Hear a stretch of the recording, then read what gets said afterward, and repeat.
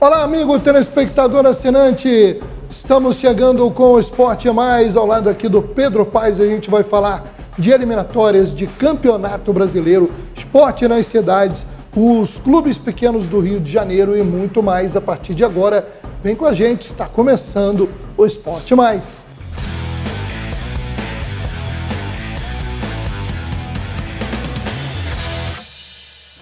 Começando mais uma edição do nosso programa, meu amigo... E aí, Maurício, tudo bem? Pedro Paes, grande Pedrinho. Vamos que vamos. Vamos que vamos. Agora, que coisa triste o que aconteceu no Maracanã, né? Dentro e fora de campo, né? O nome disso é falta de planejamento. Aí fica um empurrando agora pro outro. Mas o que está lá todo mundo sabe que é a CBF que é responsável pelo espetáculo. Tipo assim, o estádio é entregue aí. Ah, não, mas a polícia e o município tinha que ter armado. Não, é Brasil e Argentina, rapaz. Os caras vaiando o hino brasileiro. Nós vivemos momentos aí que qualquer coisa, qualquer faísquinha vira fogo. Aí tu bota ao lado, colado. E tem criança, tem senhores de idade. É uma vergonha. É que, infelizmente, assim, a minha opinião, tem 69 mil pessoas que vão a um jogo desse, né? Foram 69 mil ingressos, né? Aí você tem, se você tiver 68.990 pessoas boas que vão lá para ver futebol, e você tem 1.050 baderneiros, que nem chega a isso tudo, o número é menor, mas a baderna, ela toma uma proporção enorme. Não só, Maurício, porque o mal, você fazer o mal, fazer as besteiras, infelizmente, se expande muito mais do que fazer o bem. Então isso aí é algo que acontece, é recorrente aqui no Rio. Tu vê no show, morre uma menina, um rapaz de Copacabana esfaqueado, assassinado. Por um cara que foi liberado por uma juíza depois de N passagens.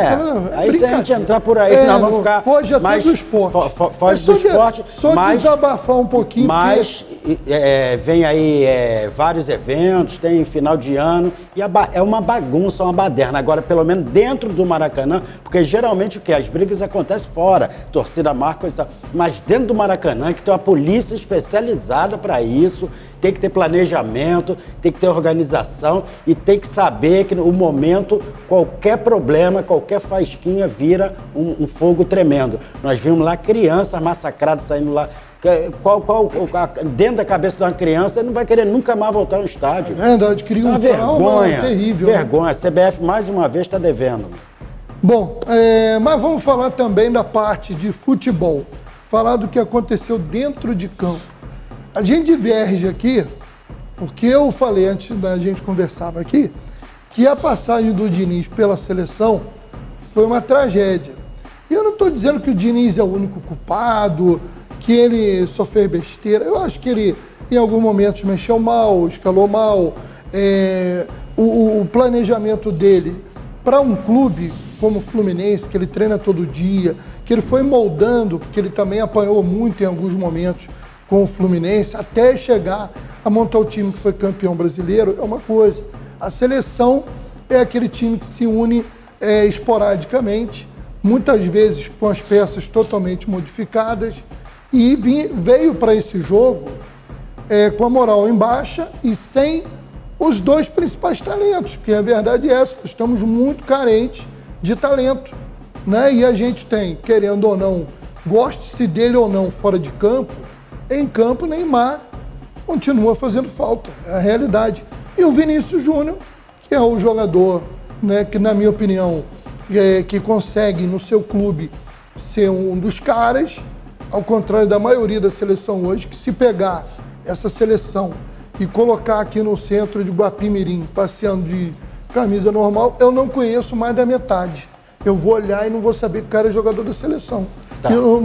Por quê? Porque nós estamos numa geração, uma transição de pouco talento e de pouca identidade com o torcedor brasileiro.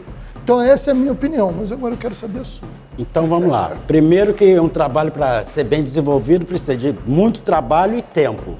Eu falei lá no começo que o Diniz não ia ter o principal, que é o tempo, porque reúne e bate um papo, é isso, é praticamente isso. Vamos para o jogo de ontem. O Brasil marcou alto, fez aquela dobradinha ali, sei lá, quadradinha ali com 4, com 3, fez a ideia principal foi feita. Jogou contra a Argentina, que veio de uma derrota também, não jogou nada, foi um peladão ontem, desculpe falar. Sim. Violento, até em função do que aconteceu antes do futebol. Também não criou uma porcaria, entendeu? Um jogo horroroso. Os primeiros minutos de jogo parecia um campeonato de várzea. Agora vamos colocar ponto por ponto. Sem o Vinícius Júnior, você vê o Rodrigo totalmente perdido. Trazem ele para meio campo, coloca aquele chorão que vive, parece que está chorando, Rafinha? Não, o centroavante. Gabriel Jesus? Gabriel Jesus, que vive chorando, não sei o que aquele rapaz tem, entendeu? Que parece que toda hora ele está chorando, joga nada, entendeu? Joga nada, o problema é esse. Você arma um time, vai fazer gol como com aquele cara? O cara volta, o cara corre muito, na Inglaterra ele é terrível, bota ele lá na Inglaterra. Então, mas é o que tem. Aí mete o pau no Diniz. O Diniz precisa de tempo, de trabalho, ele bate papo. Eu adoro o Diniz. Agora, mais uma vez, planejamento. Não tem planejamento CBF, acabou a Copa do Mundo, ficou um tempo, colocaram o ex-técnico do Vasco, eu nem me lembro mais o nome dele, o Ramon, para 2 jogos, perdeu os 2 jogos, uma bagunça generalizada. A carência de grandes craques, quando tem 2 só, os 2 se machucam ao mesmo tempo, então é complicado e vai ter que ter muito trabalho aí, muito papo. Vinícius Júnior, eu acho que fica até carnaval, né? Até março, parece parado. Quer dizer, não vai ter jogos também, só vai ter agora 2 amistosos. Próximo jogo das eliminatórias é em setembro do ano que vem. Quer dizer, vamos ver como é que se dá isso aí. Mas a culpa não é só do Diniz, não. Olha só, vamos ser sinceros. Você olha para a seleção brasileira, e eu não estou dizendo que os caras são... Não sou exagerado igual alguns que falam, perna de pau. Também não acho que é perna de pau. Mas não é no nível do que a gente acostumou a ver. Com certeza. Você olha a lateral direita, vê Emerson Royal. Nunca ouvi falar. Nunca ouvi falar. Sinceramente. Não lembro. Se eu não pesquisar, eu não sei que time ele joga. Ele, quando entrou, eu falei, deve ser... Carlos Augusto na lateral esquerda. Para mim, é outro ilustre desconhecido. Aí o Bruno Guimarães, eu sei que tem jogado bem na Europa. Tá? Douglas Luiz, Rafinha. É aquele jogador que sempre promete que vai fazer uma grande jogada e na hora da conclusão... Vai acontecer, tipo o Rivaldo, né? Tipo o Rivaldo que eu tô falando. A expectativa é do Rivaldo, mas quando ele vai jogar é o Mirandinha que jogou no Botafogo, né? Aí, é mais ou menos isso. Se ele conseguir chegar meme, ao que eu tô tentando fazer o meme. O Rivaldo é que eu tô falando. Parece o estilo dele de jogo, parece muito com o Rivaldo. Só que a hora que a bola bate no pé dele, aí parece outra coisa. Agora, eu vou falar uma coisa sobre o treinador. Você amenizou aí o Diniz, mas vamos lá, né? O Diniz, ele bota o Rodrigo, como você disse, fora de posição. No Rodrigo fazendo uma função que não é dele. E olha que o Rodrigo tentou, porque para mim, dos jogadores que estavam do meio para frente, era o jogador de mais talento que a gente tinha, ainda era ele. Entre Rafinha, Gabriel. Sinceramente, um ataque com Rafinha e Gabriel Jesus não é horroroso. Eu queria no Cruzeiro. O Cruzeiro ia estar melhor no Campeonato Brasileiro. Com certeza. Mas, para a seleção brasileira botar medo em alguém, não bota. Não dá. Não bota. Gabriel Jesus não bota. Aí, primeiro o cara já olha o Gabriel Jesus chorando, né? Vai botar medo em quem? A coisa está tão feia, Maurício, que ontem os comentaristas da Globo estavam exaltando o espírito de luta. E tipo assim, não, mas o time do Brasil compete. Aí me remeteu a quê? Na hora. Não, esse é jogo do Vasco. O Vasco que deu uma melhorada. Cruzeiro? Porque o Vasco deu uma melhorada, mas porque está competindo. E agora, colocar a culpa só no Diniz não dá. Não, entendeu? Só no Diniz não. O Diniz, eu falei no começo aqui, como falei do São Paulo quando foi pro Flamengo, falei, o Diniz não vai ter tempo de implementar, então não inventa, coloca lá. Mas vai colocar quem? Gabriel Jesus?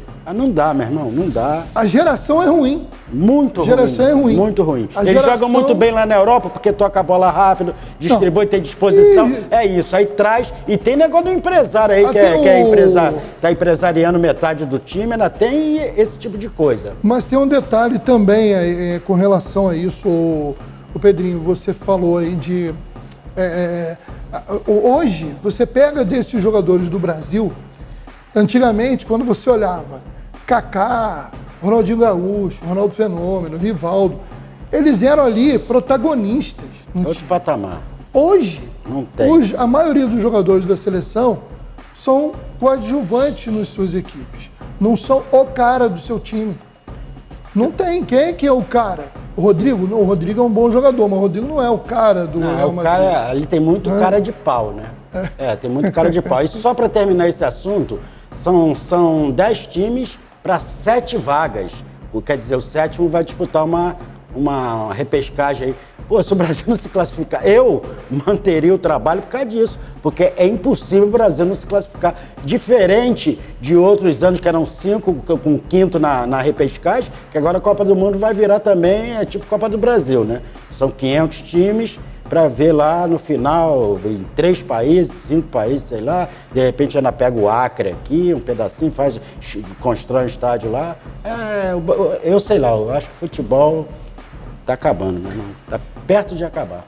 Bom, você tá mais pessimista que eu, mas muito vamos lá. Mais, graças a Deus. Vamos falar agora de Brasileirão, vamos falar de Campeonato Brasileiro. Ô, Pedrinho, vamos lá. Rapaz, a gente hoje se enfrentando, hein? Cruzeiro e Vasco.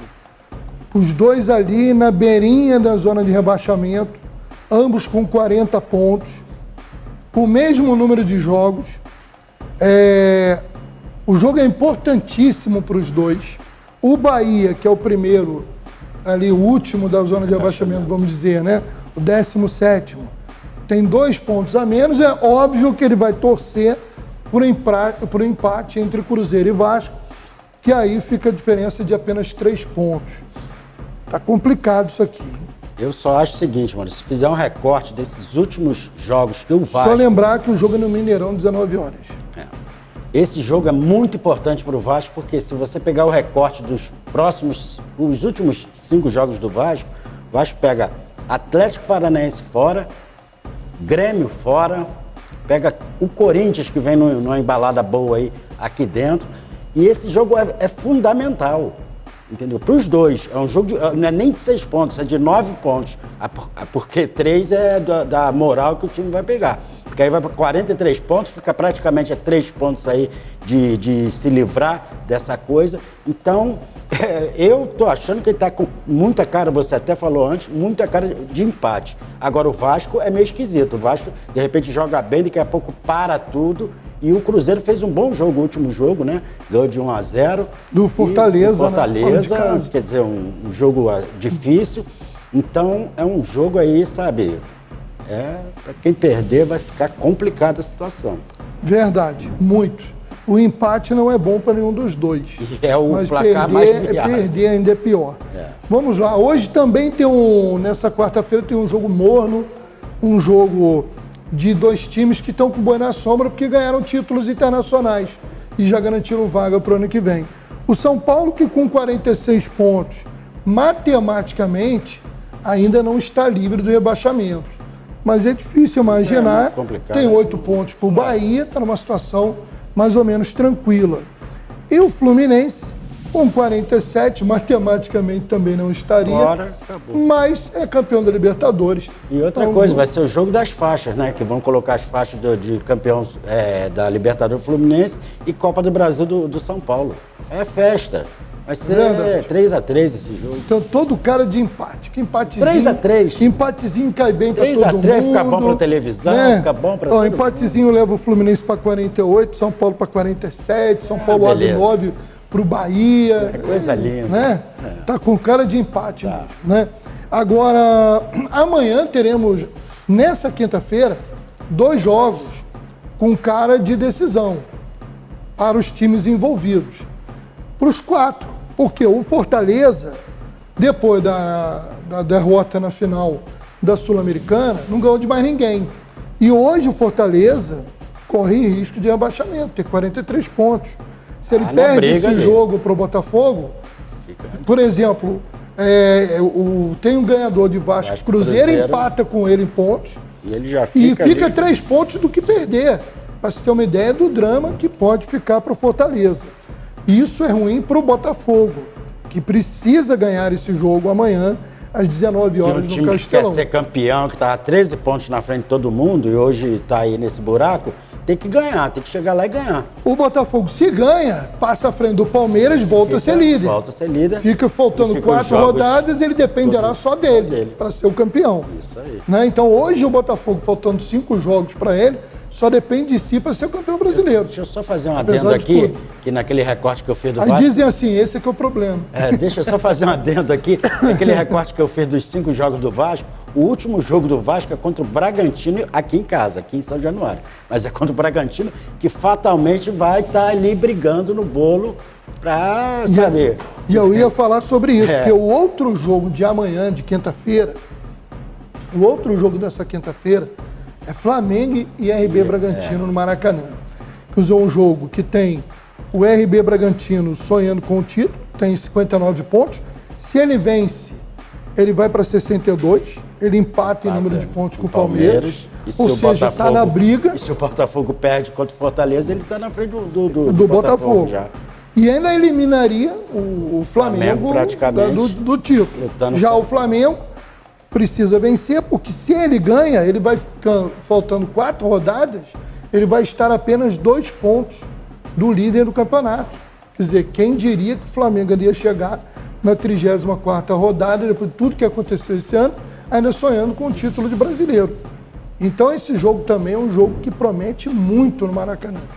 É um jogo muito importante para o time do Tite e o RB Bragantino, que é aquele time que não sente peso. O curioso do Bragantino é que ele joga em qualquer lugar da mesma maneira. Porque tem esquema de jogo. Agora, é muito interessante esse campeonato, né? Tanto lá na parte de baixo, quanto na parte de quem vai ser campeão. Está tudo em aberto.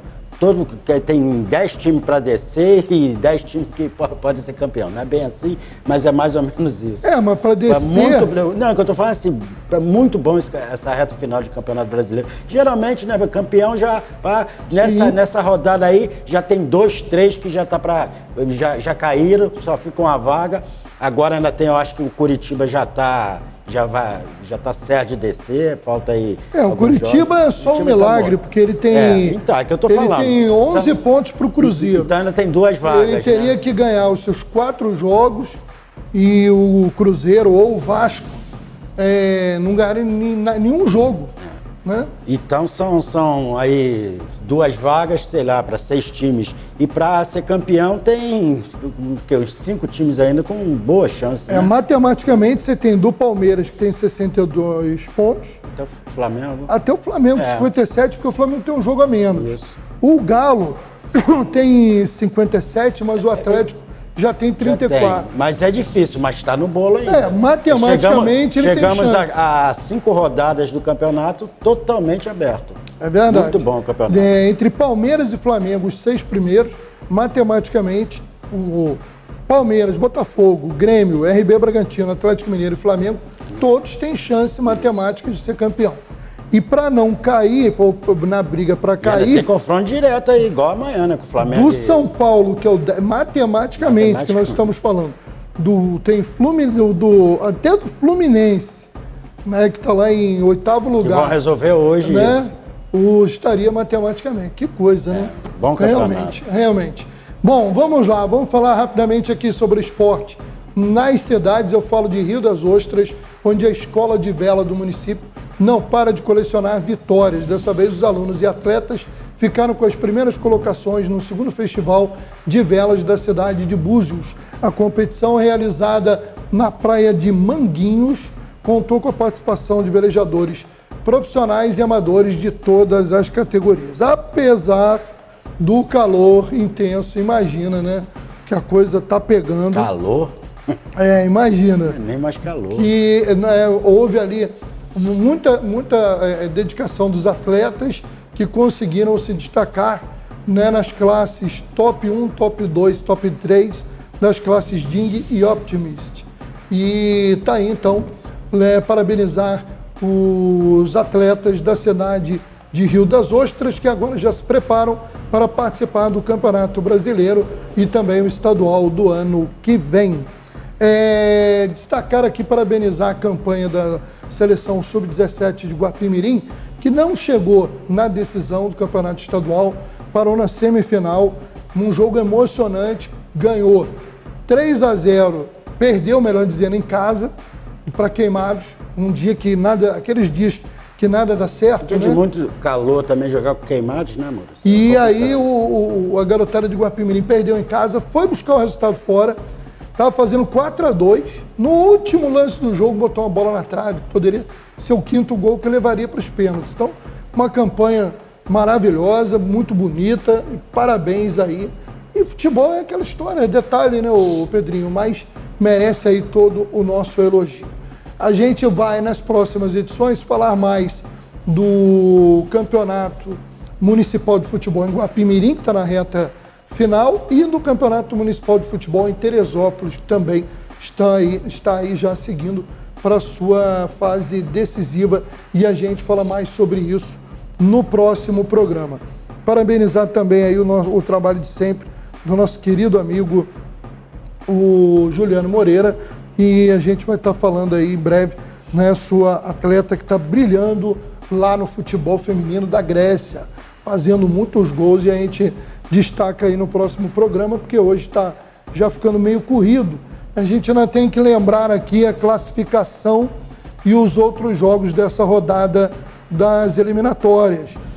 Perdão, tivemos o Paraguai perdendo em casa para a Colômbia por 1-0, o Uruguai, né, que teve uma rodada muito boa, destaque, ganhou a Argentina fora de casa e atropelou a Bolívia, que já era se você previsível, 3-0. Vendo os jogos, tá jogando, o Bielsa montou lá o esquema dele, tem garotos, tem um time renovado, tá jogando muita bola o e Uruguai. Tem atacante que rapaz, aquele jogo, falar rapidinho de Colômbia e Brasil, o Dias lá, o que ele fez com o Brasil naquele jogo. Ele brincou. Pelo amor de Deus. Foi? Eu vi o jogo ontem da Colômbia e jogou. Ele não meteu o dele porque o goleiro fez uma defesa espetacular com o pé, né? Mas jogou, a Colômbia fez 1-0, pênalti lá, depois deu uma meia parada, ele foi levando 1-0.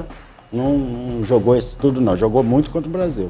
Mas fora de casa, né? Acho que eles também falam, estamos ganhando fora de casa. E... Agora esse jogador Darwin, como é o... Darwin Sanches. Não, do Uruguai. Né? Lembra o Cavani, assim, o tamanho, coisa e tal? Sai o Cavani, parece um cara desse. E a dupla do Liverpool, né? Porque o colombiano Dias e o Sanches jogam no mesmo time na Europa. Aí que eu digo, e a gente tá faltando isso, né? Nos times aí europeus, a gente vê brasileiro brilhando, que não tem sido muito comum. Quer continuar com o Gabriel Jesus, né? Vamos fazer o quê? Equador 1, Chile 0, o Brasil 0, Argentina 1. O Chile sai da zona de classificação, sai até da repescagem, que é o 7º lugar. O Chile e muito o Peru, mal. que foi para a última Copa, mas está muito mal nas atuais eliminatórias, não conseguiu ganhar mais uma vez, jogando em casa, chegou a fazer 1-0, mas empatou. E a Venezuela, surpreendente, vai se mantendo na quarta colocação. Futebol. Eu tenho visto jogos também. Bom. Que coisa. Pedrinho, vamos lá rapidamente aqui, rodada de final de semana do Brasileirão, né? Passou os jogos atrasados, esses jogos de meio de semana, os jogos atrasados. A rodada 35ª, Corinthians e Bahia, Atlético Paranaense, Vasco, Fluminense, Curitiba, Botafogo e Santos, Atlético Mineiro e Grêmio, São Paulo e Cuiabá, Internacional e RB Bragantino, Fortaleza e Palmeiras, América Mineiro e Flamengo, Goiás e Cruzeiro. Para mim, quem se dá melhor aí nessa rodada, em termos de adversário, é o Flamengo, né? Porque pega um time já rebaixado. Vai depender muito da retomada do Botafogo, né? Mas você vê que a maioria dos jogos decide alguma coisa. Tem algum interesse. Tem interesse. Todos os jogos. É verdade, matematicamente, o único time eliminado de tudo aí é o América. Não, o América, mas eu acho também que o São Paulo e o Fluminense está meio fora aí de jogada. Mas o Diniz já falou que vai usar esses últimos jogos do Brasileiro também para melhorar a performance aí para o Mundial, né? É isso aí. Agora, para encerrar mesmo, nós temos que falar aqui também, rapidamente, porque passou batido, e é uma torcida que eu admiro muito, eu acho muito bacana. Eu gosto muito das torcidas do Nordeste, e a gente tem que falar aqui do título do Vitória da Bahia, que foi campeão antecipado da Série B, depois de alguns anos penando aí, chegou a estar na Série C, o Vitória da Bahia voltando aí à elite do futebol brasileiro, com todo o mérito, 72 pontos, faltando uma rodada, já comemorou o título de campeão. Parabéns ao Vitória da Bahia pela belíssima campanha. O Criciúma já garantiu vaga também, né? Então é outro time que já não pode mais ser alcançado. E aí fica um bolo de times aí para a última rodada. O Sport Recife está muito bem, né? Até e foi mal, vem numa sequência ruim. Muito ruim. E nas últimas rodadas, nas últimas 4, o Sport não ganhou nenhuma. Mas, matematicamente, né, eu não sei a combinação de jogos aqui, aí teria que ver, a gente não vai ter tempo, mas Vitória e Criciúma já subiram, a Juventude com 62, Vila Nova com 61, Atlético Goianiense com 61, Novo Horizontino, Mirassol e Sport Recife com 60, todos ainda podem sonhar de subir. E já caíram o Londrina e o ABC de Natal, e uma disputa acirrada também para quem não cai. Sampaio Correia e Ponte Preta com 39, que estão fora da zona de rebaixamento. Tombense e Chapecoense com 37, uma rodada também emocionante aí na reta final da Série B, apesar do título garantido, mas faltando ainda vagas para quem vai subir e para quem vai descer para a Série C. É isso aí. Certo, Pedrinho? Só pedir aí para próxima rodada das eliminatórias, daqui a quase um ano, setembro do ano que vem, né? CBF tem um pouco mais de cuidado, de planejamento, de trabalho, em vez de só olhar a parte do dinheiro e olhar para o futebol com mais carinho. A CBF, eu acho que está precisando olhar para o futebol, esquecer dinheiro, que tem dinheiro demais lá. É verdade. Pedrinho, obrigado, tá? Um abraço. Um abraço, tudo de bom. Até a próxima, obrigado à nossa equipe técnica, obrigado a você que nos acompanhou em mais um Esporte Mais. Grande abraço e até lá.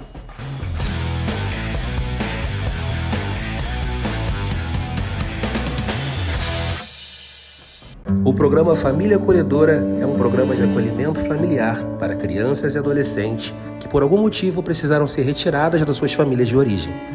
E enquanto essa criança estiver dentro do programa Família Acolhedora, ela receberá amor, carinho e não perderá o vínculo familiar. Desde o dia que Vinícius chegou aqui, aquele pintinho, parecia um pintinho molhado, com a mochilinha abraçada. Quando ele chegou pela primeira vez, que a gente abriu o portão, me deu aquele negócio no coração. Parecia mesmo que eu estava recebendo um filho que saiu de casa. Aquele filho que saiu de casa e depois resolveu voltar. Quando eu vi ele pela primeira vez no portão, meu coração apertou. Ele com aquela mochilinha agarrada assim, meu coração apertou. Porque eu pensava assim, pô, como que vai ser essa criança? Como que vai ser essa criança que vai vir? Você acolher uma criança é muito importante, mesmo porque você não deixa que ela perca o laço familiar, esse vínculo, porque quando ela vai para uma instituição, ela já perde, né, esse laço. Porque se tornou um irmão para mim. Acho que o dia que o Vinícius precisar voltar para a família de origem dele vai ser bem difícil para todo mundo aqui. Eu sou mãe de 4 meninos, né? Então 3 já casaram. E aí fiquei só com um em casa. E você que acostuma com a casa cheia, muita criança, e aí quando vai esvaziando, aquela coisa já vai dando um apertozinho no coração. E para mim é muito importante, né? Tá sendo muito importante você poder contribuir, né, com a mudança, né, futura de uma criança. É saber que daí para frente, quando ele sair daqui, né, for de repente voltar para o laço familiar dele, saber que eu pude contribuir com a mudança, né, acrescentar um pouco na vida dele. Quer ter um amor de uma família, um amor de uma mãe, de um pai, que a gente não é mãe nem pai, somos tios, né? Mas estamos fazendo o melhor, que é para ele, o amanhã, ser um homem que nem meus filhos são. Eu espero que você tenha aproveitado cada momento que você passou com a gente. Porque momentos esses foram muito importantes para o seu crescimento e para o nosso também. Eu amo muito vocês. Vocês vão estar sempre guardados no meu coração para sempre. Chegou a nota Terê, isso é bom pra você e pra todo cidadão que tá louco pra ter uma grana na mão. São 400 mil, meu irmão. Agora é nota Terê, se liga cidadão, sua notinha vale um notão. Sua notinha vale um notão. Acesse teresópolis.rj.gov.br/Nota Terê, Prefeitura de Teresópolis.